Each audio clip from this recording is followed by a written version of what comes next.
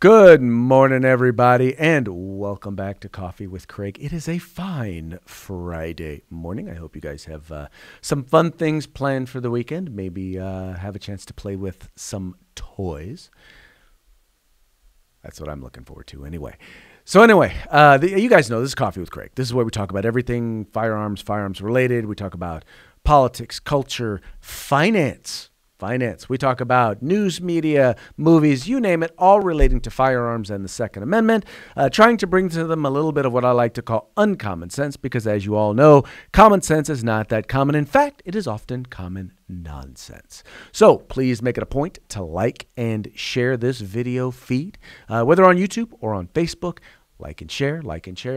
Subscribe to our YouTube channel. Follow our Facebook page so that you can get all of the information, all of the action alerts, everything that we are doing. Remember, this is not just about having a good time talking over a cup of coffee. This is also about advocacy for our constitutional rights. One way in which you can advocate is by supporting us. Supporting us by, well, buying our swag. Where do you get that? You can get it at FPCgear.com. That's right, FPCgear.com. You'll find all sorts of very cool things, T-shirts, tons of really cool designs.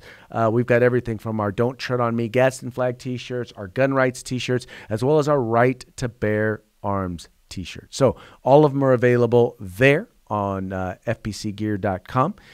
You can buy them and know that the proceeds are going to help in the work that we are doing here at the Firearms Policy Coalition. So, cool shirt, cool activity, cool activism. That's what I'm looking for. Activism is the thing I'm looking for. So, make it a point to do that. Oh, by the way, I wanted to make sure to remind you guys, we can't do this show without the support of our sponsors from Sacramento Black Rifle as well as Sparks Black Rifle. I want to encourage you guys. You can Google them. You can find them right there online. Please visit their stores. They also have some very cool swag as well. So even, whether you're looking for a firearm parts, firearm accessories, or you're just looking for some cool, firearms swag, please check out Sacramento Black Rifle and Sparks Black Rifle. Support them as they support your right to keep and bear arms.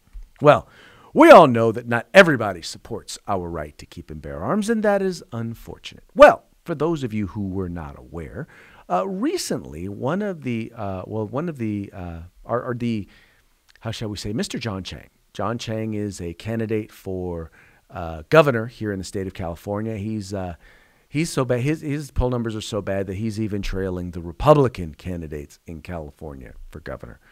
That may or may not be true, but it sounds good to say anyway. But John Chang has decided to come out and push for and call for the divestment from any company that buys, sells, or manufactures firearms in the state of California. And recently, he's taken this fight to the California legislature by working with a good friend of ours, Anthony Portantino, to introduce a measure which will do, in fact, that. Check it out. If the NRA tells us that we're no match for the torrent of money they can rain down in support of blocking reform, then let's respond. We will become the storm. I've called upon our nation's largest institutional investors to use the power of their purse strings to prevent another American, another one of us, from having to bury a child, a sibling, a spouse, because of a scourge so uniquely American that no other developed nation on this globe is so plagued. To date, BlackRock and Citigroup have adopted policies stating they will pull back or prohibit investing in, lending to, or financing the mass proliferation of military-grade assault weapons for civilian use. My office is working with at least 3 additional Wall Street investment banks on similar policy changes.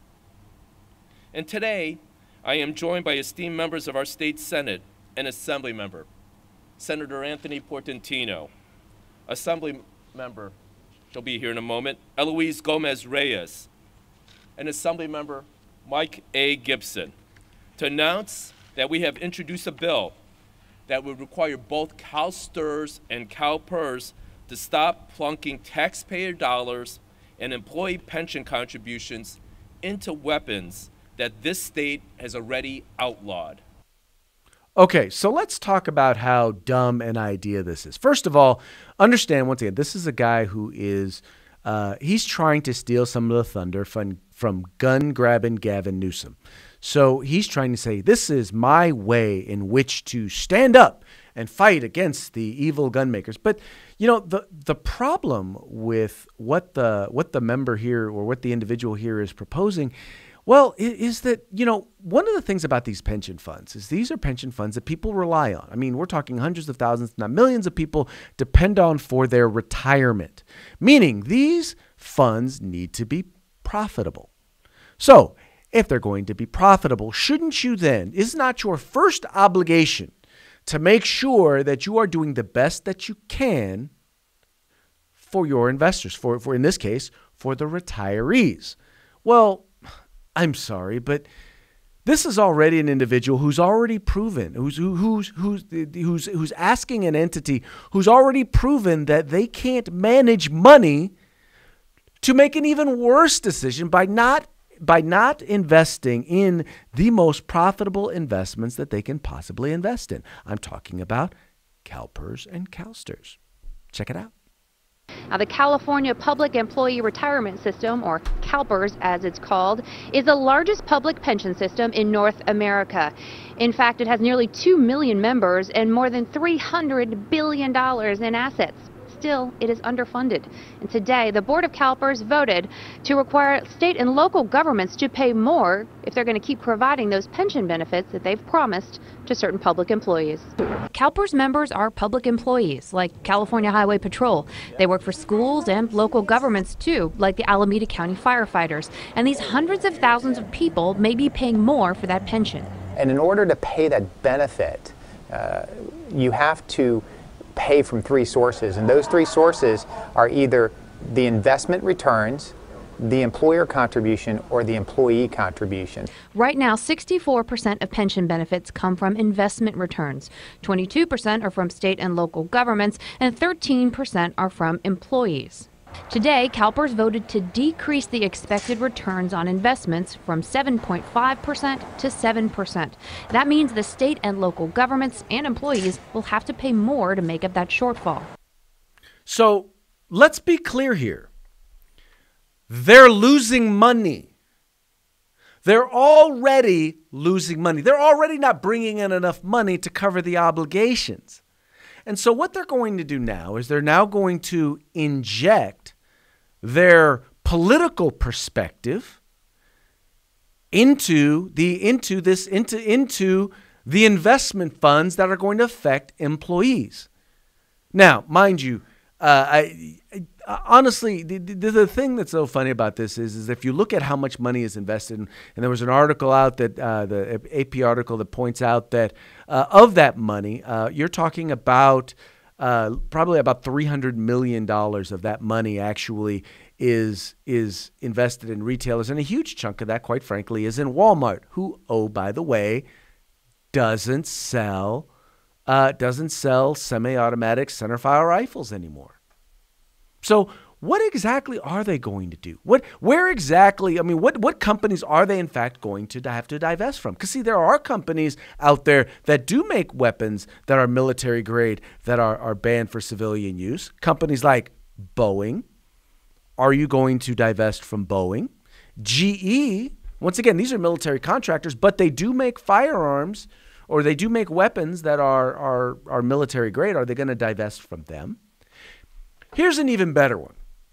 So what if an investment fund in a Republican state passed a law, or a conservative state passed a law saying, we're going to require that you divest from any company that manufactures products that are related to or used in abortions? Where would these folks be standing on that then? Because see, we're talking about something that is currently legal, that is, in fact, a constitutionally enumerated right. So if you're talking about going after companies that either sell products or manufacture products that are part of a constitutionally enumerated right, but to you it's okay because you don't like that right, you don't agree with that right, so you want to take it away and you want to discourage them. So what if they did that?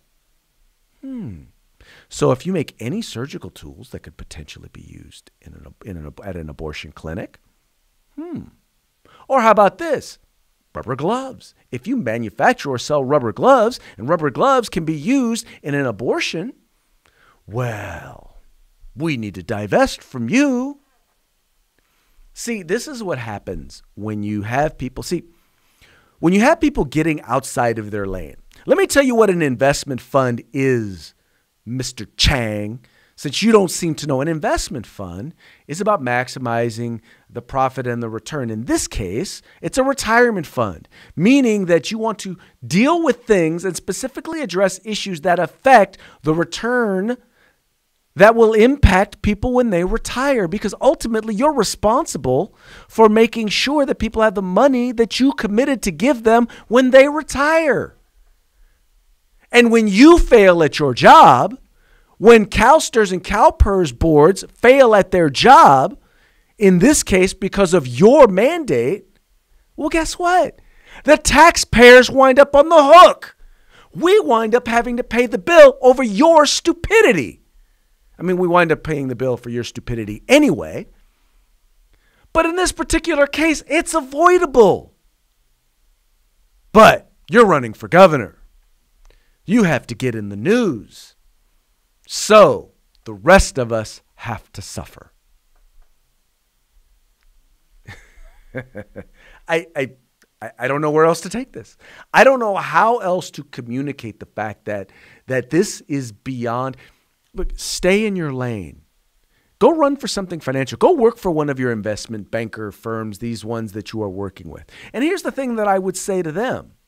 You know what? As you decide that you're not going to invest in companies that are profitable, then you will start to lose money. And when you investment banker types, Wall Street types, as you start to become less profitable, trust me. Here's the thing about investments. If it's a good investment, when you sell, guess what? Someone else is going to buy. And guess what they're also going to do? They're going to make more money because you're going to sell it lower than you want to because people know you have to sell. So you're going to sell lower than you have to, which means they're going to, you probably bought high. Now you're going to sell low, which means they're now going to buy low and it's going to go up. And the only people that are going to be losing are going to be the retirees in the state of California, those public employee retirees who are already having to pay more money because the retards in the California state legislature, yeah, I called them retards, because of those folks passing policies like this, controlling investments, because of the already bad decisions that they've made at CalPERS and CalSTRS, the people who are already making bad decisions. Yeah, so they've got to pay the price, but also guess what? So do the taxpayers. You know, there are a number of local municipalities and local school boards that are going to be on the verge of bankruptcy because they have to put out more and more money in order to cover the losses that CalPERS and CalSTRS are already taking. And now we're going to add to it by telling them what they can and cannot invest in. Mr. Chang, if there was ever an idea or a thought that you may even remotely be qualified to run for governor, you have just ended that notion. So just do yourself a favor, walk off the stage, and go find yourself something else to do because you have proven that you are an intellectual midget and therefore are not entitled. Well, actually in California, that may entitle you to be governor, but it does not mean that you are qualified to be governor. So sit down and shut up. Oh, by the way, I want to make sure to note, Mr. Portantino, his SB 459, I need you guys to know, this is what's interesting. He so badly wants to pass an anti-gun bill. SB 459, this is the third anti-gun iteration. This is the third time this bill has been gutted and amended, in order to make it an anti-gun bill. It started off as just a bill about signage. Then it became a bill about an outdoor sign that they wanted to make sure that you couldn't advertise guns on, so that you couldn't advertise anything firearms or firearms related. Then he amended it again at the beginning of this year in order to make it a bill that would provide a whole bunch of requirements on gun dealers, on gun store owners, in terms of mandatory inspections on gun owners, on gun stores, right? And he saw that wasn't going anywhere, so now he's got another bright idea. He's got it and amended it again. This is how bad Anthony Portantino wants to take your guns. Once again, Mr. Portantino, please stop. Please just stop. You have embarrassed yourself enough. Maybe you need to just stop with all of this. Sit down and shut up. Anyway, that's going to be it for today's Coffee with Craig. Thank you guys so much for tuning in, and thank you so much for being a part of the fight for our civil rights. We can't do what we do without you. So please, once again, make it a point. Like and share these videos. Be a part of the fight. Let people know. Let people know about the Firearms Policy Coalition. We are the home in the fight for civil rights. We got to use them or we're going to lose them. You guys, take care. If you like our videos, follow, subscribe, like, and share.